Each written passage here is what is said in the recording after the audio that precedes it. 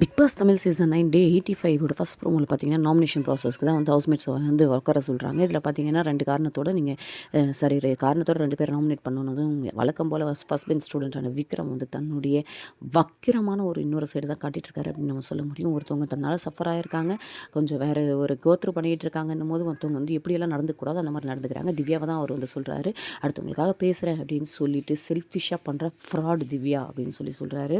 அதுக்கடுத்து தான் என்ன பேசணும் லிவிங் ஏரியா அப்படின்னு நினச்சாரோ அது எல்லாத்தையுமே அவர் வந்து புட்டு வச்சுட்ருக்காரு. மற்றவங்க சொல்கிறத கேட்க முடியாத அளவுக்கு ஈகோ சென்ட்ரிக் மேனியாக், அதே போல் வந்து மாற்று கருத்துக்களை எடுத்துக்க முடியாத கோழை அப்படின்னு சொல்கிறாரு.